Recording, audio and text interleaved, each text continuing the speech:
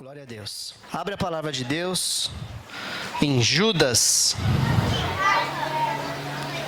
Você nunca ouviu falar que tem esse livro na Bíblia?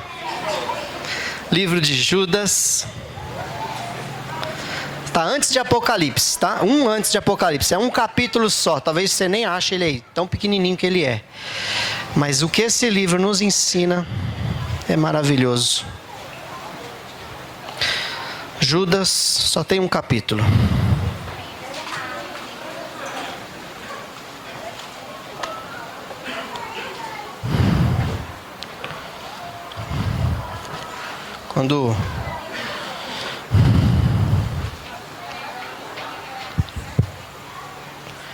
Quem achou diz amém? Versículo 3. Amados, embora estivesse muito ansioso por lhes escrever acerca da salvação que compartilhamos, senti que era necessário escrever-lhes, insistindo que batalhassem pela fé, de uma vez por todas, confiada aos santos. Amém. Podem sentar.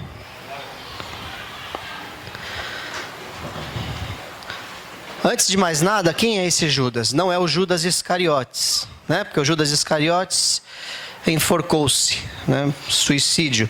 Logo ali quando ele sentiu um remorso por ter entregado Jesus. E aqui esse Judas, ele se identifica no versículo 1 como Judas, servo de Jesus Cristo e irmão de Tiago.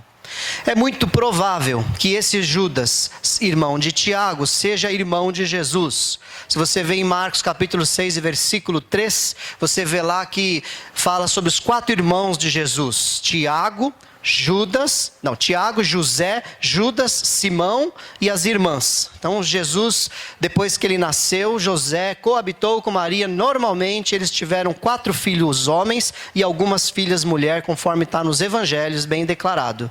Não sei por que os nossos católicos dizem que Maria foi virgem para sempre. Não, ela não foi, porque a Bíblia deixa claro que ela teve outros filhos. Enfim, mas essa não é a mensagem. A mensagem é de Judas, aqui o que ele traz. Judas, ele trouxe uma palavra aqui, onde ele queria falar a respeito da salvação. E eu quero te dar um alerta agora, que Satanás está atuando nesse momento para tirar a sua atenção. Nesse momento você vai cochilar durante o culto, e isso é maligno. O pastor Júnior sofre aqui, sempre reclama, eu sofro menos porque eu não vejo. Eu não consigo ver você dormindo. Mas saiba que você está sendo roubado pelo inferno. O diabo não tem medo de entrar na igreja, não tem. Diversos satanistas que se convertem, eles declaram depois da sua conversão o que Satanás fazia dentro das congregações, onde ele tentava as pessoas, dizia: levanta, vai no banheiro, levanta agora, vai beber água, para tirar a sua atenção. Às vezes algum pai, alguma mãe pode estar meio enraivecido conosco, porque estamos pedindo para as crianças ir no banheiro antes. Não ache que a gente faz isso para que a nossa atenção não seja total e que a gente seja de alguma maneira desrespeitado. Você está enganado. Isso é porque está tirando a atenção da palavra de Deus que está sendo pregada. E se você olhar para o exemplo bíblico, quando era aberto o livro da lei, era dito, tá vendo? A porta abriu, todo mundo olhou. Tira a atenção. Quando era aberto o livro da lei, eles ficavam de pé, todos. Homens, mulheres, crianças, por diversas horas, em reverência à palavra de Deus estava sendo lida e prestavam atenção até o final. E a gente tem cadeirinha gostosa, ventilador. Imagina lá em Israel, aquele sol, né, aquelas roupas pesadas, e eles ali ouvindo por 6 horas. 5 horas, 8 horas, a palavra de Deus sendo lida. Então tá suave aqui para nós, né? Tá leve, tá ou não tá? Então entenda que você está no meio de uma batalha espiritual e o diabo não está de brincadeira.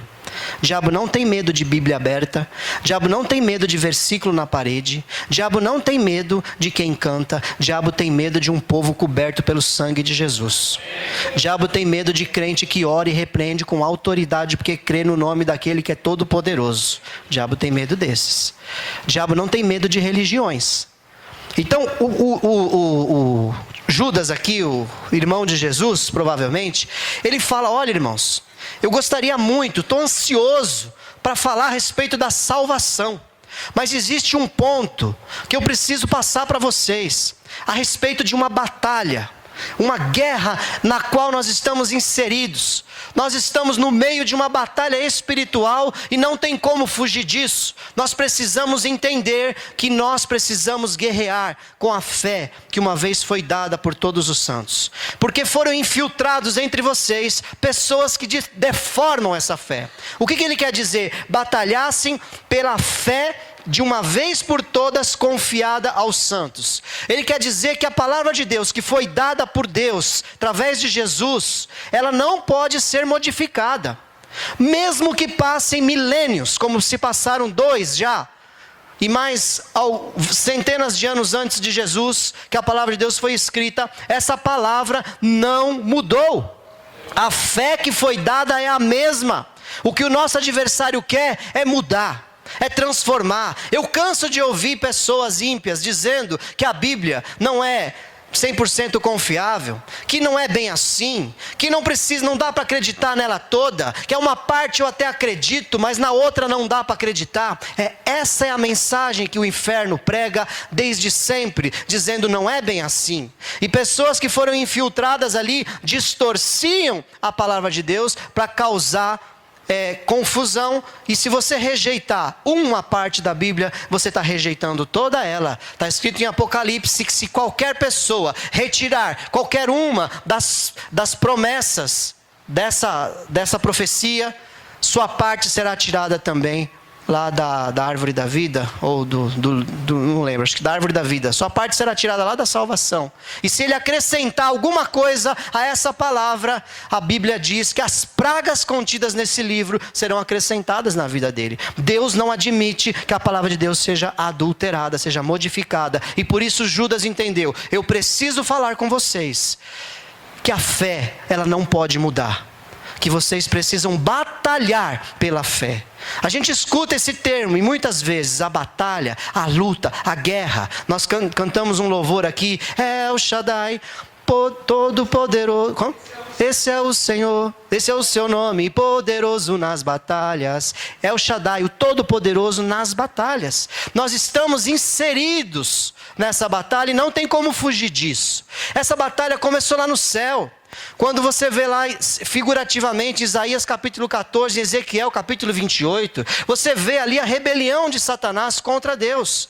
Ele na verdade, ele nem foi tanto contra Deus. Ele quis tomar o lugar do Filho de Deus, de Jesus, quando ele fala que ele quis colocar o trono dele ao lado do trono de Deus. Ele queria governar junto com Deus, mas esse lugar era de Jesus.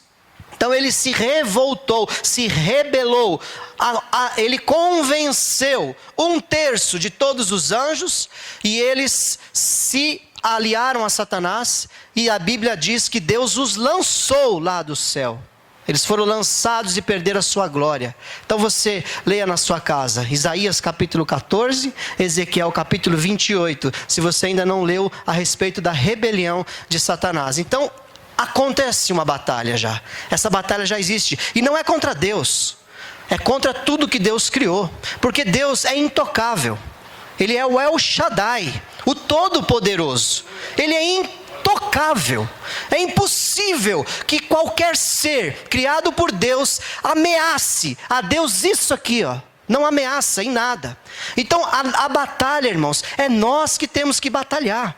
A batalha é contra a criação. Ele se revolta, Satanás, contra o que Deus criou. Quando Deus criou o Éden, ali perfeito, colocou Adão e Eva, ele veio para trazer confusão à criação de Deus. E o homem tem uma coisa chamada livre-arbítrio. Deus não criou robozinhos. Deus criou pessoas capazes de decidir entre o bem e entre o mal. E ali, Eva e Adão, eles escolheram o mal, escolheram desobedecer o mandamento de Deus, e ali a humanidade foi inserida agora novamente nessa batalha que Satanás criou desde lá do céu. Mas não ache que Jesus vai ter algum esforço para derrotar Satanás quando você vê lá na Bíblia. A Bíblia fala que ele vai dar um sopro. Foi. Pelo sopro da boca de Deus, Satanás será destruído.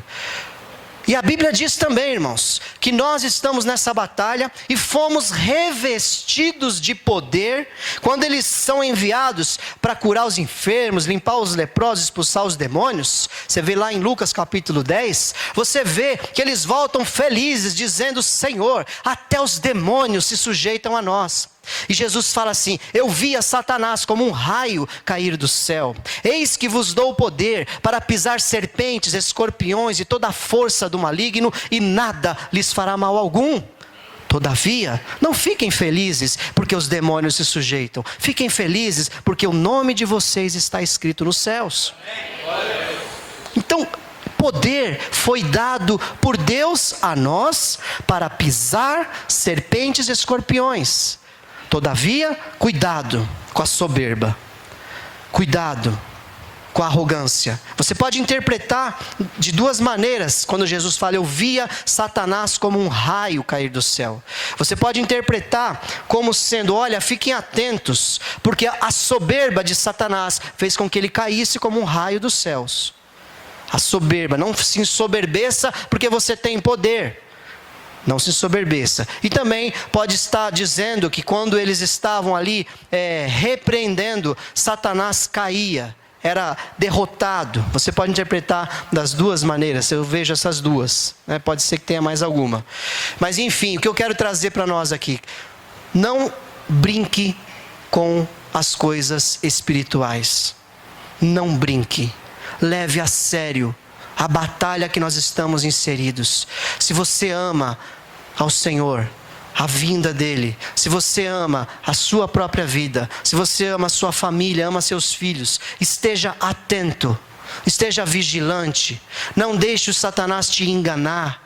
Ele tem a cada dia corrompido a igreja, a cada dia ele tem entrado, porque o mundo já é dele. Ele quer acabar com a nossa vida, ele quer deformar a fé genuína, autêntica. Ele tem essa missão de destruir tudo aquilo que Deus criou, porque ele é chamado de opositor, de adversário de Deus. Mas ele não pode tocar a Deus, então ele toca na criação de Deus, e aí é onde nós entramos. Esteja atento, amém? Em nome de Jesus. Existem batalhas que nós precisamos lutar. Existem momentos mais fáceis, momentos mais difíceis. Então várias vezes a Bíblia usa a figura do combate armado, onde você vê a armadura do romano, que era o mais conhecido daquela época. A armadura do soldado romano. Roma era o exército mais poderoso que tinha na terra. Ela dominou todo o Mediterrâneo ali, foi dominado pelo exército romano. Eles tinham as suas centúrias, e o soldado da centúria romana, ele usava um capacete, ele usava uma couraça, um escudo, uma espada. Ele tinha os pés bem calçados. A gente leva às vezes desapercebido alguns detalhes. Pensa só, imagina um soldado numa guerra, se ele não estiver bem calçado nos seus pés. Ele vai vacilar na hora que ele estiver batalhando com a espada. Ele vai tropeçar, o pé dele vai ferir se ele estiver numa caminhada e o sapato não estiver de acordo, não estiver confortável. Lá na guerra do Vietnã, eles sofreram bastante, porque os soldados levaram botas, que eles, na guerra do Golfo Pérsico, eles usavam botas que eles usavam lá no Vietnã, que eram uns coturnos bem pesados, para aguentar a umidade lá do Vietnã. E quando eles usavam esses coturnos agora no deserto, aquele coturno fazia com que os pés deles enchessem de bolhas. Então eles tiveram que reformular todos os calçados dos soldados para que eles conseguissem batalhar na guerra. E Paulo coloca ali na armadura como os pés calçados, preparados no evangelho da paz. Então, se os seus pés, no símbolo da armadura romana, não estiver bem calçado na palavra de Deus, você não vai conseguir fazer uma caminhada no deserto, você não vai conseguir fazer uma caminhada no lugar que tem umidade, você não vai conseguir fazer uma caminhada nos pedregais, subir montanha, descer montanha, andar por lugares secos, lugares molhados. O evangelho tem que estar completamente calçando os seus pés, para que a sua caminhada seja de vitória. Amém. Por isso que nós precisamos conhecer a Bíblia, igreja. Por isso que nós precisamos estar calçados, preparados. Você vai conseguir entrar em qualquer terreno, porque o Senhor está contigo ali. Amém? Está no deserto, irmão? Está difícil? Quantas pessoas estão desanimando entre nós? Tem vários lugares vazios aí. Tem pessoas que não estão aqui hoje porque os pés vacilaram na caminhada. E o que nós vamos fazer? Nós vamos ficar olhando? Ou você vai esperar só aqui dos pastores, do ministério de intercessão? Nós precisamos contra-atacar o inferno, igreja. Por isso nós convocamos também esse jejum. Porque temos visto quantas pessoas estão parando no meio da caminhada. Tem um ditado aí popular que eu declaro que não tem lugar nessa igreja. Que a igreja é o único exército que atira nos seus feridos. Nós não vamos atirar nos feridos. Nós vamos lutar por cada um deles. Você vai jejuar por aquele que está caído, por aquele que perdeu a força, por aquele que está desanimado. Você não vai olhar para o pecado dele e dela. Você vai guerrear por ele e por ela. Você vai se expor. Você vai realmente entrar na brecha. Para isso, se revista do Senhor. Se revista da palavra. Se revista do Espírito Santo. O escudo da fé representa os dardos inflamados do maligno vêm para te atacar. O escudo da fé, ele é revestido por uma capa de couro umedecida. Quando aquele dardo cheio de fogo bate ali, ele cai e não acontece nada. A sua fé, ela tem poder para resistir os dardos inflamados do nosso adversário, que vem para te matar, para destruir. E alguns de nós não tinham esse escudo e foram atingidos, não morreram, graças a Deus. Ainda há esperança. Levante-se agora como um exército e vamos buscar aqueles que estão caídos, vamos tirar eles do fundo do poço. Você é parte integrante dessa batalha em nome de Jesus. Não dá para fugir disso.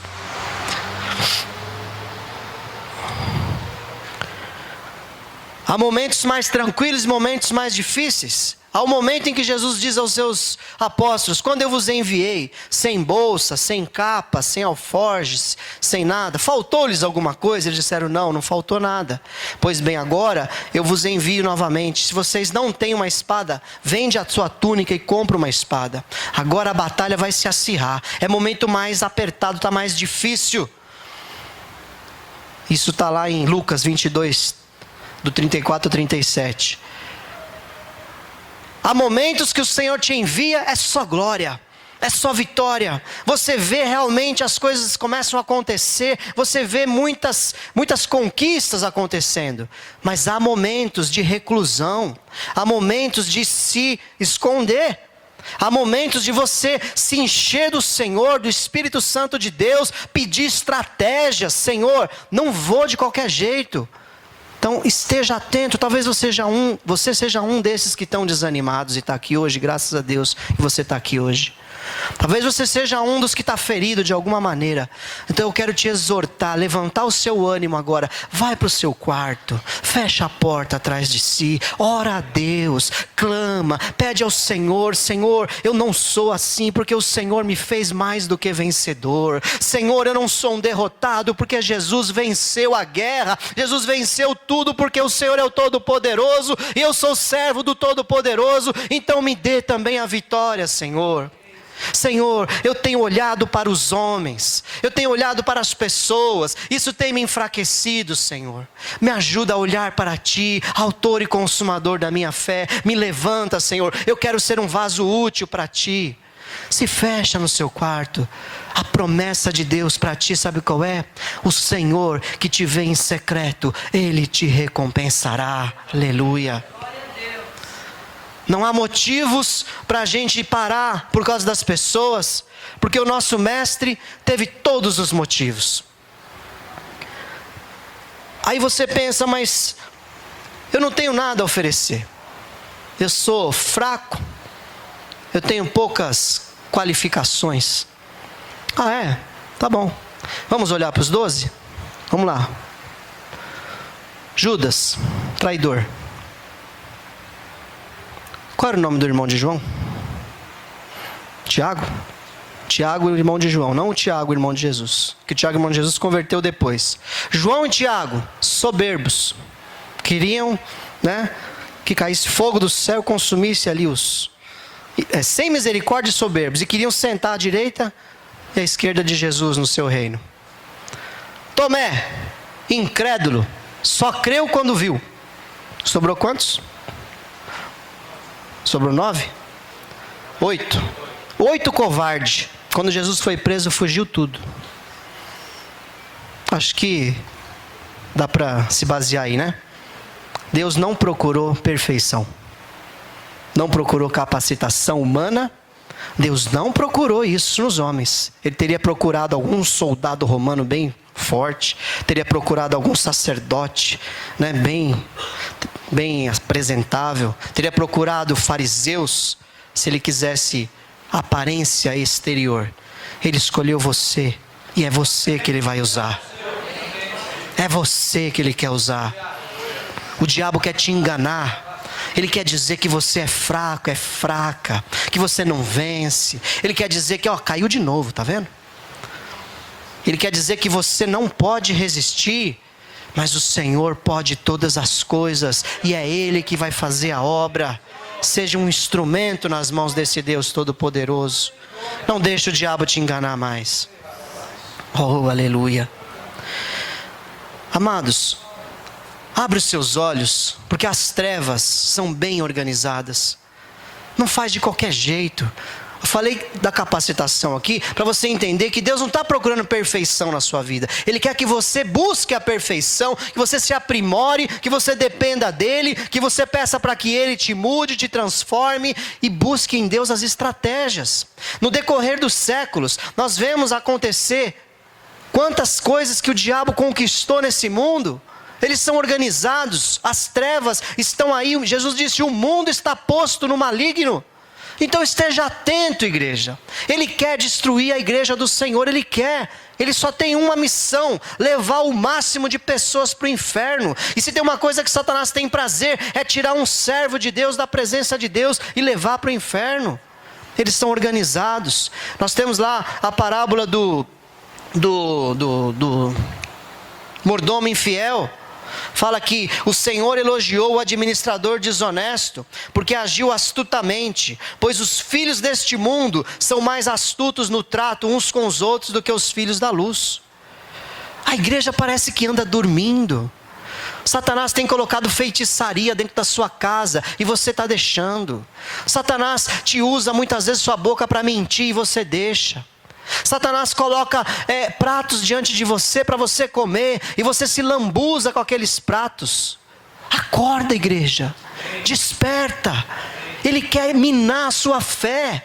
Ele quer destruir a tua casa. Ele quer destruir a tua vida. Você que não perdoa, saia dessa arrogância, dessa soberba. O Senhor quer fazer grandes coisas através da sua vida, mas o diabo fala para você: você não merecia, você foi muito magoado, por que essa pessoa não merece? Jesus morreu naquela cruz sem merecer. Ele sim não merecia, e Ele morreu por quem não merecia, eu e você. Ele perdoou os nossos pecados e não leva em consideração o nosso tempo de pecado. Ele esquece. Em nome de Jesus, as trevas estão te confundindo, te enganando. Abre em Apocalipse 16, 13. Enquanto eu...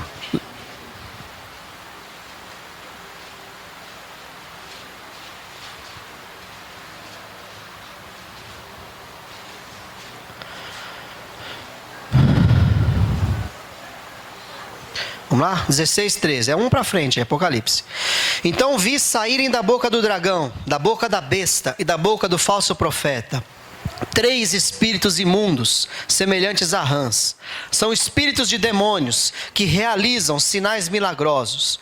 Eles vão aos reis de todo o mundo, a fim de reuni-los para a batalha do grande dia do Deus Todo-Poderoso. Apocalipse 16, 13 e 14. Veja que Satanás tem uma classe de demônios que atua especificamente nos reis, nos governantes dessa terra, para trazer destruição, para preparar todas as coisas para a batalha do Armagedon, onde eles vão tentar destruir Israel e tentar dominar essa terra. Vários satanistas que se convertem dizem, sabe qual é a mensagem que eles pregam para os satanistas? A gente pensa assim: mas como pode servir a Satanás? Eles sabem que Satanás é do mal, mas Satanás prega a mentira. E ele fala para eles: olha, Essa história aí de lago de fogo, de inferno, isso aí não existe, isso é conversa. Na verdade, o que vai acontecer é que o nosso grande mestre, o inimigo chamado Lúcifer, que eles não gostam de falar Satanás, falam Lúcifer, que é o nome que Deus deu para ele, que é transportador de luz, aferidor da medida. Lúcifer vai dominar a terra, Jesus e os seus vão embora daqui para um planeta longe daqui, e a terra será nossa. E o nosso mestre vai ressuscitar os nossos servos que estão mortos, e nós vamos controlar toda a terra. Não teremos mais essa influência. Então, vamos guerrear, vamos continuar lutando, porque nós vamos vencer. É isso que ele prega. Essa é a mensagem satânica. Eles pregam que eles vão vencer a guerra aqui. Mas a gente sabe que o El Shaddai, o Todo-Poderoso, pelo sopro da sua boca, vai destruir todos os seus adversários. E só quem tiver com Jesus vai reinar com ele e vai viver para sempre. Então eles são organizados. Quando nós vemos aí algumas leis sendo estabelecidas, você pensa que é normal?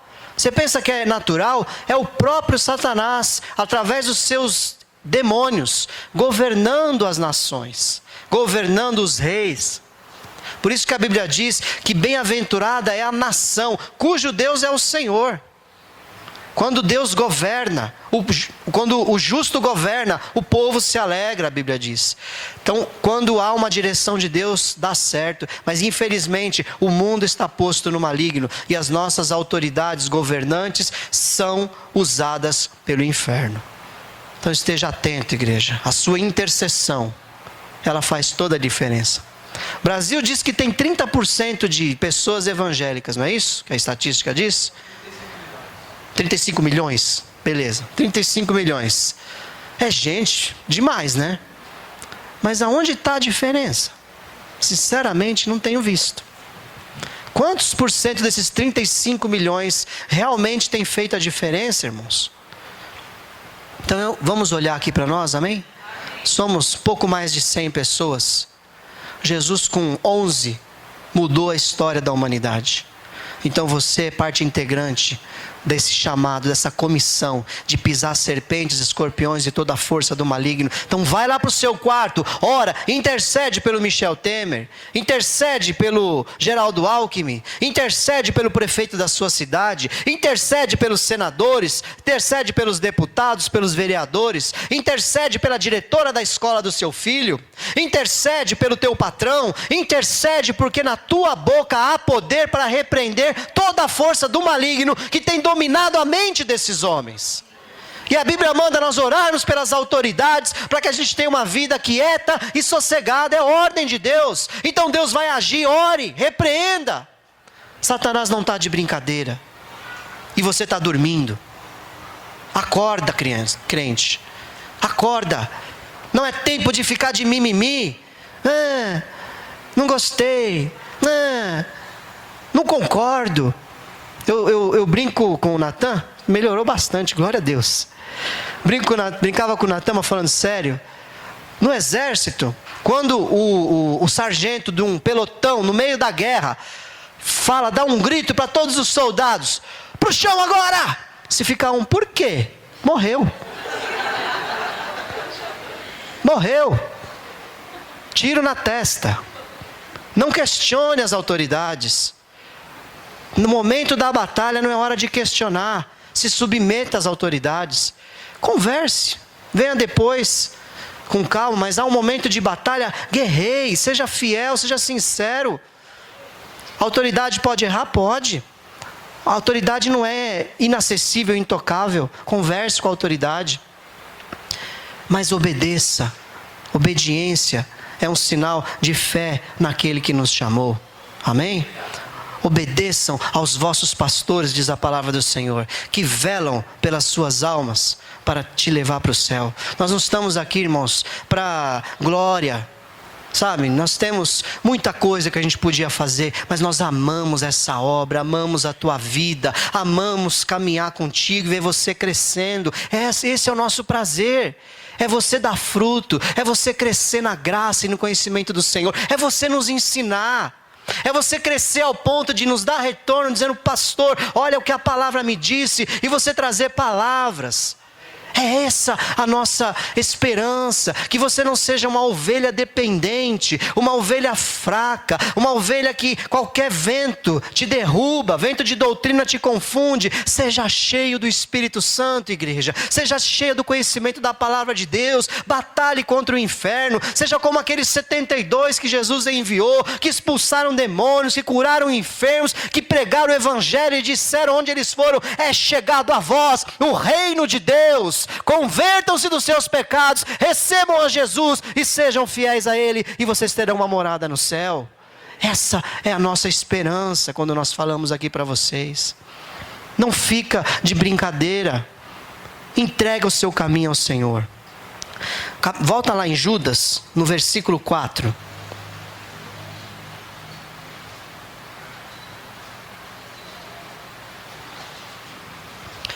Diz assim: pois certos homens, cuja condenação já estava sentenciada há muito tempo, infiltraram-se dissimuladamente no meio de vocês. Estes são ímpios, transformam a graça de nosso Deus em libertinagem e negam Jesus Cristo, nosso único soberano e Senhor. Satanás envia os seus infiltrados dentro das igrejas. Esteja atento e vigilante. Por isso que você precisa conhecer a palavra do Senhor. Porque a Bíblia fala que o inimigo fará sinais e prodígios tão maravilhosos, que se possível fosse, enganaria até os escolhidos. Se possível fosse. Você é um escolhido do Senhor. Você tem a palavra de Deus no seu coração. Você não será enganado por Satanás. Jesus nos deu o exemplo quando ele estava em jejum de 40 dias. Ele não foi enganado. Satanás usou a Bíblia para tentar derrubar Jesus. Coitado. Tomou 3 invertidas usando a própria Bíblia. Use a palavra de Deus. Não é na sua força que você vai vencer. Use. Existem infiltrados dentro das igrejas para trazer destruição ao rebanho do Senhor. Satanás usa também cristãos que não vigiam. Vai lá em Tiago 3. A gente tem que ler. É a Bíblia que traz fé. Volta um pouco aí. Das cartas. Depois de Hebreus tem Tiago. Antes de Judas, hein? Antes de Pedro. Amém? Tiago 3,10. Da mesma boca procedem bênção e maldição. Meus irmãos, não pode ser assim. Acaso pode sair água doce e água amarga da mesma fonte? Meus irmãos, pode uma figueira produzir azeitonas? Ou uma videira figos? Da mesma forma, uma fonte de água salgada não pode produzir água doce. Tiago fala, não é bom que seja assim. Não está certo. Ou você é cristão ou você não é. Que fruto está saindo de você? Tem que sair fruto com perfeição. Tem que sair fruto para o Senhor. Não deixe o inimigo te usar. Da sua boca não pode sair bênção e maldição. Não é compatível. Talvez você não entendeu. Mas quando você faz uma crítica destrutiva, você está sendo um instrumento nas mãos do diabo. Quando você faz uma fofoca e você acha que é casual, não, estou apenas conversando aqui. Estamos apenas falando. Você está sendo um instrumento nas mãos de Satanás para destruir em primeiro lugar a sua vida e destruir a vida de outros. Não deixa o diabo usar a tua boca, crente. Da tua boca tem que proceder bênção. Da tua boca tem que proceder palavra profética. Da tua boca tem que proceder palavra de ânimo. Da tua boca tem que proceder palavra de correção, de exortação. Você viu algo errado? Vá até o teu irmão, a tua irmã e diga, olha, com todo o amor e respeito, isso que você fez não está certo. E corrija. Esteja cheio do Espírito Santo e seja um instrumento. Mas a gente não para de falar isso daqui. A gente semanalmente escuta alguém que está usando a sua boca como lugar de maldição, falando mal do outro. Não interessa se ele errou, se ela errou. Você não foi chamado para ser isso aí. Esse instrumento de maldição. Vai até a pessoa, procura e fala para ela. É para isso que a gente está aqui. Não importa se somos nós, se é o seu líder de célula. Você venha e traga a exortação. Em nome de Jesus, isso tem que acabar entre nós. São focos de desânimo. Quando você é usado por Satanás, primeiro você se enfraquece, porque você entristece o Espírito Santo de Deus, ele sai de você. Em segundo lugar, a pessoa que você criticou, vem um peso espiritual sobre ela, e o reino de Satanás encontra brecha, porque nós somos um corpo, e se abre uma brecha no corpo, ele encontra lugar para entrar. E em terceiro lugar, causa desânimo, a igreja vai se abatendo, a igreja vai se prostrando. Isso tem que acabar entre nós em nome de Jesus. Vocês são maduros, foi pregado palavras aqui que dá para salvar o mundo inteiro. Pregamos a palavra de Deus. O problema é que a gente começa a olhar para a nossa vidinha, começa a olhar para os nossos méritos, começa a olhar para a nossa honra, e aí você se acha no direito de acusar, de apontar o dedo, de desanimar outra pessoa com a sua boca. Em nome de Jesus, isso tem que acabar entre nós. A sua intercessão, ela tem que ser: Senhor, me usa como boca de bênção nessa terra. A Bíblia fala assim, lá nos profetas: você quer ser boca de Deus nessa terra? Pergunta para você assim: você quer ser boca de Deus? Uma profeta assim: você quer ser boca de Deus? Então separa o santo do profano. Irmão, não dá para misturar. Santidade ao Senhor não é compatível com fofoca, com maledicência. Isso é profano, isso é o que o mundo faz. É isso que o mundo vive. O mundo está posto no maligno e o mundo está posto na destruição que está determinada sobre ele. O inferno foi preparado para Satanás, os seus anjos e todos aqueles que se esquecem de Deus. Para onde nós queremos ir? Jesus falou: não se turbe o vosso coração, nem se atemorize, na casa do meu pai há muitas moradas. Eu quero ir para essa morada, e você, para onde você quer ir? Então não deixa Satanás usar a tua boca mais. Da tua boca tem que proceder santidade, tem que proceder bênção, tem que proceder palavra de exortação, palavra de admoestação, palavra profética. O Senhor te colocou nessa terra para ser uma bênção. Vai tu e ser uma bênção em nome de Jesus. Amém, Senhor.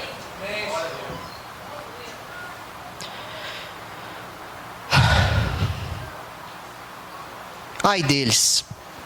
Judas 1:11.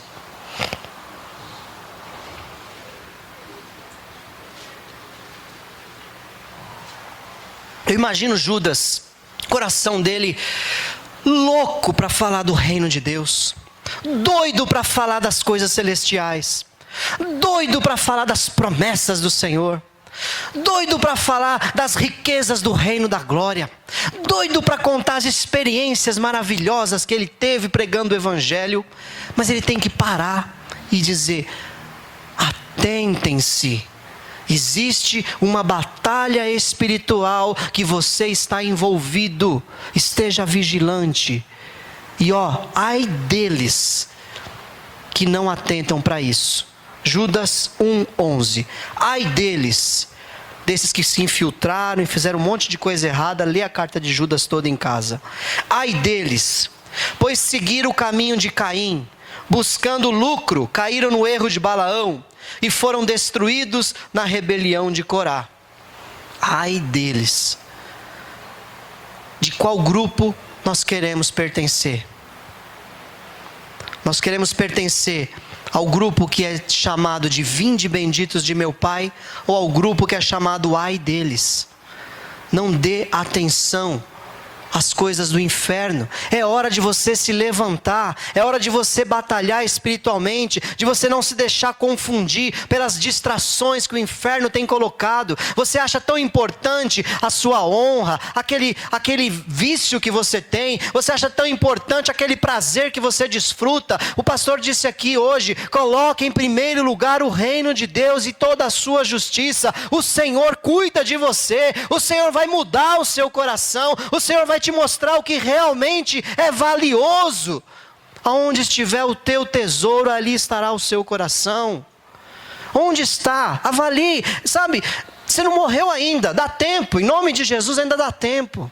O seu tesouro está nas riquezas desse mundo. O seu tesouro está em ser honrado. Porque toda vez que pisam no seu calo e mexem com a sua honra, você desanima da fé. Então o seu tesouro está na honra. Quem tem que te honrar é o Senhor. Humilhai-vos, pois, debaixo da potente mão do Senhor, que ao tempo dele, Ele te exaltará.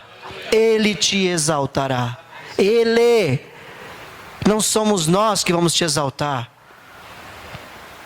É o Senhor que vai te exaltar. Pare de buscar honra. Esses 3 exemplos aqui, ó. Caim buscou as coisas profanas. Buscou, matou lá o seu irmão. Não aceitou a correção de Deus. Balaão achava que servia a Deus e que obedecia. Quando foi chamado para profetizar contra Israel, ele falou: não posso amaldiçoar aquele a quem Deus abençoou. Mas ensinou como o adversário devia fazer para destruir Israel. Olha, não dá para destruir Israel. E é isso que Satanás faz. Não dá para destruir porque Deus está com eles. O que você faz? Pega as suas filhas ímpias e casa com os filhos dele. Pega seus filhos e casa com as filhas dele. Que aí você vai se infiltrando no meio de Israel e com isso eles vão ficando fracos. Vai começar a ter um altar idólatra aqui, outro altar idólatra ali, e assim Israel vai perdendo a sua força. Porque contra um povo que obedece ao Senhor é impossível alguma maldição prevalecer. Maldição sem causa não prospera, diz a Bíblia, irmãos. E é isso que o diabo faz. Ele coloca dentro da sua casa as coisinhas que vão tirando a sua atenção. Ele coloca na sua vida pessoal escolhas erradas que você acha que não tem nada a ver. E tem tudo a ver. É uma maneira que as trevas vêm trabalhando. E eles sempre tiveram vitória sobre a igreja. Quando eles fizeram isso, misturaram a igreja com o mundo. Não dá para tirar você daqui, então ele traz o mundo para dentro da igreja. Esse foi o pecado de Balaão que ele fez. E foram destruídos na rebelião de Corá. Não aceitaram a autoridade dada por Deus a Moisés. Quando você desrespeita as autoridades, você está sendo um instrumento nas mãos do diabo também. E ai deles. Irmão, eu não estou aqui para te alisar, em nome de Jesus. Estou aqui para acordar você. Se você sair daqui hoje convicto de que você precisa mudar, nós alcançamos o nosso objetivo. Eu não tenho a pretensão que você vai decorar tudo isso que foi dito, até porque não dá. Mas eu quero que você entenda que você está no meio de uma batalha espiritual e que você precisa estar vigilante, porque o diabo, vosso adversário, está ao derredor buscando a quem possa tragar, e se você não vigiar, você é um alvo fácil para ele. Alguns de nós estão já enlaçados. Alguns de nós já estão enrolados no meio dos espinhos. Mas ainda há esperança, ainda há chance para você, em nome de Jesus. Você vai sair dessa situação que você se encontra, porque o Senhor, o teu ajudador, Ele te sustenta, Ele te levanta com a destra da sua justiça. Ser forte e corajoso, você vai sair desse lugar que você se encontra. E como que fazer? Falamos já do jejum. É uma arma maravilhosa para nós lutarmos. Você está fraco? Está com problemas? Não adianta você ficar prostrado. Vai jejuar, vai orar, vai ler a palavra, aumente, acrescente mais coisas espirituais. Você vai sentir tanto prazer nas coisas espirituais, que na batalha ou na bonança, você vai continuar praticando as mesmas coisas, porque é maravilhoso servir ao Senhor. É maravilhoso. As armas com as quais lutamos não são humanas, ao contrário, são poderosas em Deus para destruir fortalezas. Destruímos argumentos e toda pretensão que se levanta contra o conhecimento de Deus e levamos cativo todo pensamento para torná-lo obediente a Cristo. 2 Coríntios 10, 4 e 5. Então é isso. Não dá para lutar com a arma carnal. Não, mas eu vou conseguir, eu sou forte. Não é. A carne é fraca, disse Jesus. O espírito está pronto, mas a carne é fraca. Você precisa de armas espirituais. Quanto tempo você não ora em línguas estranhas? Ou você ainda não foi batizado no Espírito Santo? Busque, irmão, busque, irmã. Se humilhe, se prostre. O Espírito Santo não vai vir para você na frente de uma televisão, assistindo televisão, jogando um futebol, vivendo as coisas naturais que nem são pecado, quando você escolhe bem. Mas é tempo de consagração. Todo soldado que se alista para a batalha se abstém das coisas dessa vida. Ele luta, ele se exercita. E nós temos armas espirituais: oração, palavra, jejum, comunhão. Começa a faltar na igreja, não vai na célula. Ou vai na célula e fica esperando receber tudo do líder. Em nome de Jesus, isso tem que acabar. Você tem que ir para a célula com um único propósito: eu vou lá para ser uma bênção na vida dos meus irmãos. Eu vou orar essa semana, eu vou jejuar. Tem um irmão lá que eu percebi que ele não está muito bem. Essa semana, Senhor, eu consagro um jejum para aquele irmão. Eu consagro agora, Senhor, me usa como instrumento nas suas mãos agora. Quando você chegar na célula, a sua oração terá poder. Você vai ser usado por Deus. No momento da oração, você vai dar um abraço ali naquele irmão que está enfraquecido, e vai fluir virtude de você, e vai levantar aquele que está enfraquecido, como fluiu de Jesus para a mulher com fluxo de sangue. Isso não foi só para Jesus, isso é para nós, para todos os que crerem e todos que vierem depois de nós. A promessa do Senhor é para todos nós. Oh, aleluia! Seja um instrumento, deixe o Senhor te usar com as armas espirituais. Existem armas de ataque, existem armas de defesa. Eu vou ler, depois eu te falo onde está para não perder tempo. Ao contrário, como servos de Deus, recomendamos-nos de todas as formas, e agora pula um pouquinho, na palavra da verdade e no poder de Deus, com as armas da justiça, quer de ataque, quer de defesa. Existem armas espirituais para você atacar, e existem armas espirituais para você se defender. O escudo da fé é uma arma de quê? Defesa. E a espada do Espírito? De ataque. Os pés calçados, defesa. As outras todas são de defesa, né? Cinturão da verdade, couraça da justiça, capacete da salvação. Todas te defendem. Engraçado, né? Uma só de ataque. E a espada, ela é a palavra de Deus. Com a palavra de Deus você vence o inimigo. Você ataca o inimigo com a palavra de Deus. As armas de defesa são mais. Nós precisamos nos revestir de mais coisas, porque elas são a favor de nós. Para que quando vier um dardo, um tiro do inimigo, uma pedrada, quando vier um ataque do inimigo, você está coberto, revestido. Mas você vai com o inimigo com a palavra de Deus. A sua arma de ataque tem que parar de ser argumentos humanos. Lá no anterior, esse aqui está em 2 Coríntios 6, 4 e 7. Esse que eu li agora. Fique registrado nos autos. As armas que eu falei aqui no 2 Coríntios 10, que não são humanas, existe algo muito terrível na sociedade moderna, que é o conhecimento, que era para ser bênção, mas não é. O conhecimento, sabe? As coisas lógicas, os pensamentos humanos. O nome disso que a Bíblia dá é sofisma. Na NVI eles traduziram por argumentos humanos. Deixa eu ver, acho que é esse. Destruímos argumentos e toda pretensão que se levanta contra o conhecimento de Cristo. São pensamentos que parecem certos, paralelos a uma verdade. Foi o que Satanás fez com Jesus. Tu não és o Filho de Deus? Não é verdade isso? Se tu és o Filho de Deus, está passando fome por quê? Transforma essas pedras em pão e resolve o seu problema. Aí Satanás vem com meia verdade para você. Daí, se você não está revestido da espada, se você não tem a espada na sua mão, você não vai lembrar que a Bíblia também diz: nem só de pão viverá o homem, mas de toda a palavra que sai da boca de Deus. Você não vai ter argumento. Precisa entender, igreja, que nós estamos no meio de uma batalha espiritual. Jovem, quando você arruma uma namoradinha, um namoradinho, tão bonitinho, cheiroso, cheirosa, e quer levar você para se desviar do caminho do Senhor. Mas ela é tão linda. Pois é, Satanás se transfigura como anjo de luz também. Ele é caído, feio, mas ele aparece bonito. Então cuidado com as ofertas, viu? Amém, jovem? Amém, jovem? Ah, amém. Cuidado. Cuidado. Não é compatível você namorar com alguém que não tem os mesmos princípios que você. Você vai cair. Essa história se repete, se repete, se repete. Você vai enfraquecer e você vai cair.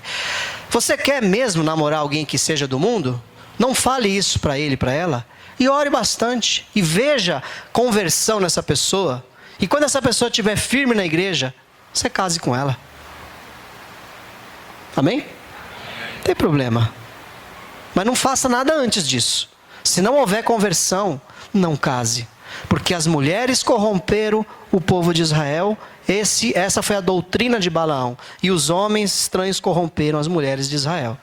É fato. Você vai cair se você estiver com jugo desigual. Porque vai ser colocado um negócio torto, você não vai conseguir puxar a carroça e você vai cair. Você vai desanimar. É a Bíblia que diz. Amém?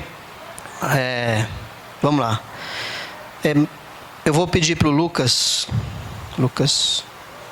aqui, colocar o esboço lá no YouTube, tá bom?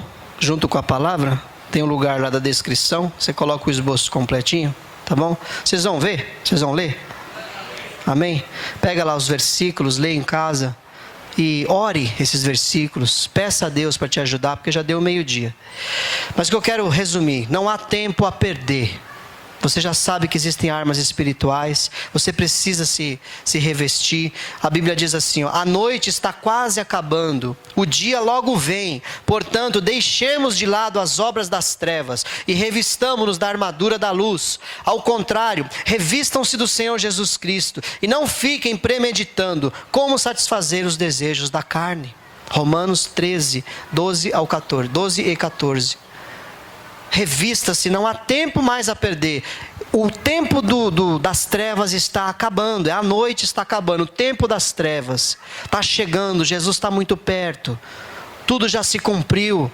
Está bem próximo. Sabe por que ele não voltou ainda? Pergunta para mim, por que ele não voltou ainda, pastor? Porque ele é bom, ele é longânimo, ele quer salvar o máximo de pessoas que ele puder.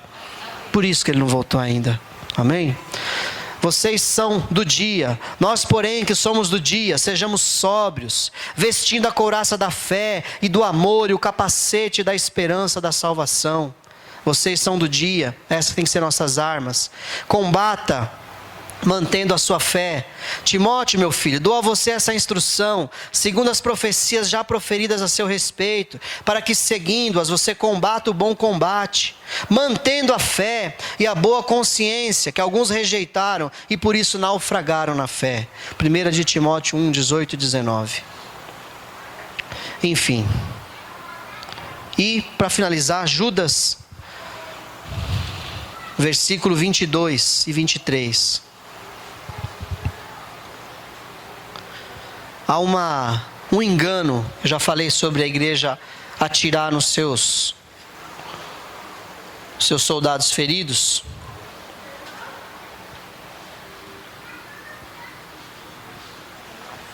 Judas não está mandando a gente sair atropelando todo mundo, não. Não está. Porque ele fala, ai deles, desses aí que pecam, não sei o que, não sai atropelando todo mundo, não. Diz aqui, ó, 22. Tenham compaixão daqueles que duvidam. A outros salvem arrebatando-os do fogo. A outros ainda mostrem misericórdia com temor, odiando até a roupa contaminada pela carne. 3 tipos de pessoas aqui nós vemos. Aqueles que duvidam. A pessoa está com falta de fé. A pessoa está fraca, fraquejando. Tenha misericórdia. Tenha compaixão, se coloque no lugar dela, ministre a palavra de Deus, ore, interceda por ela. Não atropela, não, você é um daqueles, ai deles. Você está lá, ó, no pecado. O Senhor vai cair a mão sobre a tua cabeça. Tenha misericórdia, amém? Não atropela não. Tem esses aqui, ó, a outros salvem, arrebatando-os do fogo. Vai buscar os perdidos. Você não foi salvo para ser salvo. Vai atrás daquele que está lá no meio do fogo, que está na situação difícil, está desviado. É tempo da igreja sair, é tempo da igreja se mover, em nome de Jesus. O Salva Mais Um caiu no esquecimento de muitos, caiu. Você não foi chamado para ir para o céu apenas, você foi chamado para apresentar os talentos multiplicados ao Senhor naquele dia que Ele te chamar. Você vai chegar diante dele e vai falar: cadê o talento que eu te dei? Ah, Senhor, eu tive medo. O que você tem a apresentar? Hino antigo da harpa. Posso, tendo as mãos vazias, com Jesus me encontrar? Quantas almas poderia ao Senhor apresentar? Não apresente-se com as mãos vazias, salve, arrebatando-os do fogo, e a outros mostrem misericórdia com temor, odiando a roupa contaminada pela carne. Aqui você não está sendo orientado a odiar o pecador, você está sendo orientado a odiar o pecado. A roupa contaminada pela carne, você odeia, você não aceita o pecado, mas não é o pecador. Você vai até o pecador com temor, cuidado, para você não se corromper, não se contaminar. Ele está em pecado, mas ame-o para trazê-lo e que as roupas dele sejam lavadas pelo sangue de Jesus também. Você viu que não é para sair atropelando? Você viu que não é para deixar ninguém para trás? Eu não me conformo, irmãos, de ver alguém ficando para trás. Tem hora que eu tenho vontade de orar como Moisés: Senhor, se for para essa pessoa ser destruída, risca o meu nome do livro da vida. Mas eu já sei que Jesus falou: não, aquele que pecar, esse morrerá. Eu vou tratar com cada um individualmente. Não vou riscar seu nome do livro da vida, coisa nenhuma. Mas eu não me conformo de alguém trocar essas coisas maravilhosas, as coisas santas que o Senhor nos deu, pelas coisas dessa vida, e a pessoa fica para trás. Tenha essa motivação no seu coração, em nome de Jesus. E vamos adorar o Senhor. Tem algum louvor, meu? Não falei? Tem? Amém. Se quiser repetir o El Shaddai Todo-Poderoso, tem tudo a ver, mas se tiver outro. E para finalizar com a adoração, e com uma esperança, versículo 24 diz: aquele que é poderoso para nos impedir de cair, amém? Aquele que é poderoso para impedi-los de cair e para apresentá-los diante da sua glória, sem mácula e com grande alegria. Aleluia. Ao único Deus, nosso Salvador, sejam glória, majestade, poder e autoridade, mediante Jesus Cristo, nosso Senhor, antes de todos os tempos, agora e para todo sempre. Amém. Judas termina com uma adoração. Então, na sua oração, na sua casa, aqui na igreja, onde você estiver, adore ao Senhor. Não saia da sua oração na batalha intercessória. Saia da sua oração com adoração.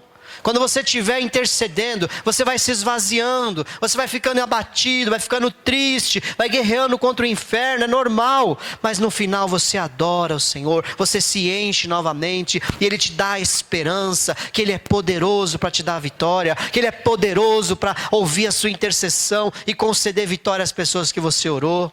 E você vai sair da oração cheio do poder de Deus e de esperança e de alegria, em nome de Jesus. Amém, amados? Glória a Deus. Essa foi a palavra do Senhor. Amém.